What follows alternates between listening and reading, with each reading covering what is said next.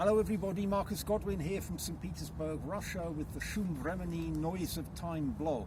Continuing on the theme of words we should not use when covering the reasons why current events or historical events are happening. Just to recap, in the last blog I talked about the lies we understand that are promulgated by the Western media and mainstream media, etc., etc., etc. They contain rather clever traps which are designed to mislead us, to mislead anyone reading, and if possible to get us all arguing with each other about this, that or the other, instead of concentrating on the people who actually write these scripts, who are anything if not clever. Never underestimate the cunning and cleverness of people who manage to manipulate the world in the way they do. So last time we talked about, of course, conspiracy theorists and fascist and fascism. The next one I want to talk about is imperialism. We read everywhere that the evils in the world, the attack on Syria, the destruction of Libya or of Yugoslavia, etc., it's all imperialism. There's a problem with this. It is, in fact, Western imperialism. I emphasize, I repeat again, the problem here is Western imperialism. In theory, there's nothing wrong with empires. Some empires in history have been extremely beneficial, not only for the emperors and a few officials and nobles, but for the mass of the population too. The one I can probably say I'm an expert on is the Russian Empire. It's absolutely going to shock a lot of people when I say that the Russian Empire was literally probably one of the zeniths of human civilization so far. If you believe that the Russian Empire was primitive and backward and that the vast majority of people were incredibly poor and depressed, you have been brainwashed by Western propaganda. It is Western imperialists, the British, French, Spanish, Dutch, Portuguese, specifically, and to some extent, to smaller extent, German, Danish, etc., empires, which enslaved people, which wiped out entire races, which forcibly converted people to the fake Christianity we talked about last time, which is either Catholicism or later on Protestantism. Used people for the slave trade, destroyed the environments of these countries, and it is their successors. Although the empires have in theory finished, due to the financial system, they have not, in fact. And these countries are constantly controlled by Western imperialists. If you look at the Russian Empire, we have a polar opposite situation. No minorities were ever exterminated. No minorities in the Russian Empire were forcibly converted to Orthodox Christianity or anything else. Of course, when Western communism finally succeeded in taking over the Russian Empire in 1917, then minorities were forcibly converted to communism, yes. Now, I am not an expert by any means on the Chinese Empire. I have some background knowledge of this civilization, 5,000-year-old civilization.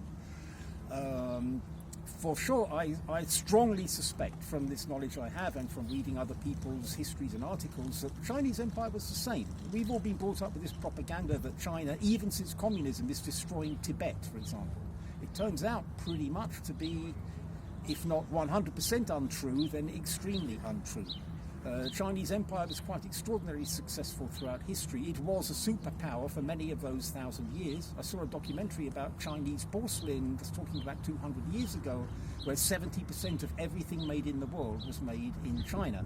So it's not just since communism, Western communism took over China, that it has become a superpower. In fact, quite the opposite. Under Mao, China dived into poverty and oppression and sabotage. Mao was put there by the Western banking elites, just as Lenin, Trotsky, and then Stalin were put there by the Western banking elites.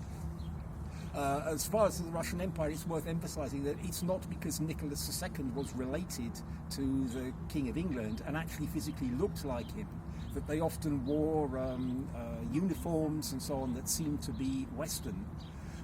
The Russian Empire was not Western. It became much more Western when, unfortunately, Peter the so-called Great opened his window on Europe, and all sorts of unpleasant stuff, forms of Satanism, Freemasonry and other practices flooded into Russia and began to corrupt above all, the upper class.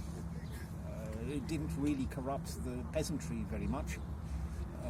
And this led 200 years later to the Western takeover of the Russian Empire, which is known as the Russian Revolution, which still millions of people around the world actually believe was some kind of desire for liberty, and not a bit of it. It was a paid-for, organised colour revolution, and it took them 70 years of a war of oppression and attrition on the Russian Empire from outside and within on all fronts to actually enfeeble the society enough for this to collapse.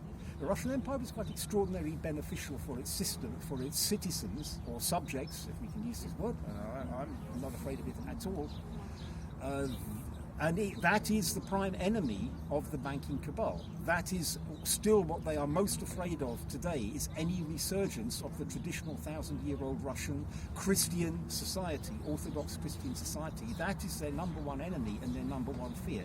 So if we use the word imperialism to describe the West's attempted destruction of Holy Syria, for example, again, a country with 2,000 years of Christianity and, of course, 11,000 years now of Islam, etc., etc., etc., we are inaccurate, and we are again falling into their game. In general, monarchy is. Oh, what's happened? It's okay.